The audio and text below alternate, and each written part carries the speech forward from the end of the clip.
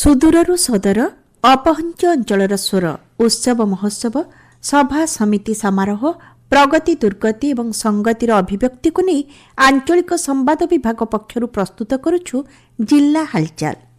ଆଜି ଜିଲ୍ଲା ହାଲଚାଲରେ ଶୁଣନ୍ତୁ କେନ୍ଦୁଝର ଜିଲ୍ଲା ସମ୍ପର୍କରେ ତଥ୍ୟ ଦେଇଛନ୍ତି ଆମ କେନ୍ଦୁଝର ସମ୍ବାଦଦାତା ମାନସ ରଞ୍ଜନ ତ୍ରିପାଠୀ ଓ ଉପସ୍ଥାପନରେ ମୁଁ ସରିତା ସାହୁ।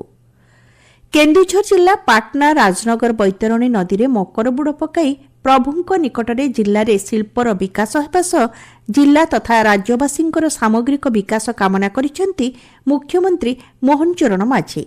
କେନ୍ଦୁଝର ଜିଲ୍ଲାକୁ ମୁଖ୍ୟମନ୍ତ୍ରୀଙ୍କର 2 ଦିନିଆ ଗସ୍ତ କାର୍ଯ୍ୟକ୍ରମର ଦ୍ୱିତୀୟ ଦିନରେ ମକର ସଂକ୍ରାନ୍ତି ଅବସରରେ ପାଟଣା ରାଜନଗର ବୈତରଣୀ ନଦୀରେ 7 ଥର ମକର ବୁଡ଼ ପକାଇଲେ ମୁଖ୍ୟମନ୍ତ୍ରୀ। ଏଥିପାଇଁ ପାଟନା ବୈତରଣୀ ନଦୀର କାବେରୀଘାଟ ଲୋକାରଣ୍ୟ ହୋଇ ଉଠିଥିଲା। ମୁଖ୍ୟମନ୍ତ୍ରୀଙ୍କ ସୁରକ୍ଷା ପାଇଁ ବ୍ୟାପକ ବନ୍ଦୋବସ୍ତ କରାଯାଇଥିଲା। 7 ଥର ମକର ସ୍ନାନ କରି ସୂର୍ଯ୍ୟଙ୍କ ଉଦ୍ଦେଶ୍ୟରେ ଜଳ ସମର୍ପଣ କରିଥିଲେ ମୁଖ୍ୟମନ୍ତ୍ରୀ। ଏ ସମ୍ପର୍କରେ ମୁଖ୍ୟମନ୍ତ୍ରୀ କହିଥିଲେ, ମକର ସଂକ୍ରାନ୍ତିରେ ମକର ପର୍ବରେ ବୁଡ଼ ମାରିବାର ପରମ୍ପରା ବୈତରଣୀରେ ପବିତ୍ର ବୁଡ଼ ମାରିବା ଏବଂ ପ୍ରଭୁ ରଘୁନାଥ ଜୀଉଙ୍କୁ ପ୍ରାର୍ଥନା କରିବା। ଏ କାମ କଲେ ନିଶ୍ଚିତ ଭାବରେ ପୁଣ୍ୟ ହୁଏ।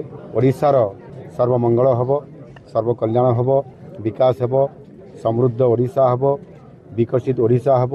ଆଉ ସେଥିପାଇଁ ପ୍ରଭୁଙ୍କ ଆଶୀର୍ବାଦରେ ଯେଉଁ ଦାୟିତ୍ୱ ଦିଆଯାଇଛି ମୁଖ୍ୟ ସେବକ ହିସାବରେ ପ୍ରତିବର୍ଷ ମୁଁ ବୈତରଣୀରେ ପବିତ୍ର ବୁଡ଼ ମାରିଥାଏ। କେନ୍ଦୁଝର ଜିଲ୍ଲା କେମିତି ସମୃଦ୍ଧ ହେବ, କେନ୍ଦୁଝର ଲୋକମାନେ କିଭଳି ଭାବରେ ସମୃଦ୍ଧ ହେବେ, ସେଥିପାଇଁ ପ୍ରଭୁଙ୍କ ନିକଟରେ ପ୍ରାର୍ଥନା। କେନ୍ଦୁଝର ଜିଲ୍ଲା ସଦର ମହକୁମାରେ ଅନୁଷ୍ଠିତ 77ତମ ଜିଲ୍ଲାସ୍ତରୀୟ ସାଧାରଣତନ୍ତ୍ର ଦିବସରେ ମୁଖ୍ୟ ଅତିଥି ରୂପେ ଯୋଗଦେଇ ଜାତୀୟ ପତାକା ଉତ୍ତୋଳନ କରିଥିଲେ ଖାଦ୍ୟ ଯୋଗାଣ ଓ ଖାଉଟି କଲ୍ୟାଣ ମନ୍ତ୍ରୀ କୃଷ୍ଣଚନ୍ଦ୍ର ପାତ୍ର।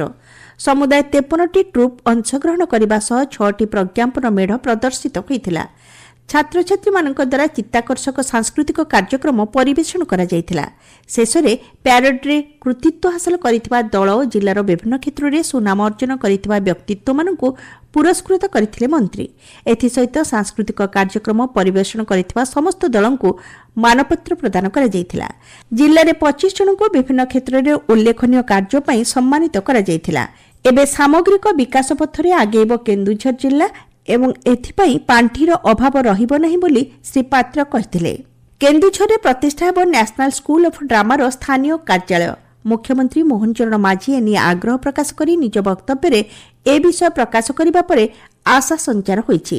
କେନ୍ଦୁଝର ଅଡିଟୋରିୟମରେ ନ୍ୟାସନାଲ ସ୍କୁଲ ଅଫ୍ ଡ୍ରାମା ଓ ସ୍ପିରିଜା ଏକାଡେମୀର ମିଳିତ ସହଯୋଗରେ ବିପ୍ଳବୀ ଧରଣୀଧରଙ୍କ ଜୀବନୀ ଉପରେ ମଞ୍ଚସ୍ଥ ଏକ ନାଟକର ଉଦ୍ଯାପନୀ ଉତ୍ସବରେ ଯୋଗ ଦେଇଥିଲେ ମୁଖ୍ୟମନ୍ତ୍ରୀ। ପରେ ମୁଖ୍ୟମନ୍ତ୍ରୀ ସେଠାରେ ଉପସ୍ଥିତ ରହି ବହୁ ଦିନର ପ୍ରତୀକ୍ଷିତ ଏହି ନାଟକ ଦେଖିଥିଲେ।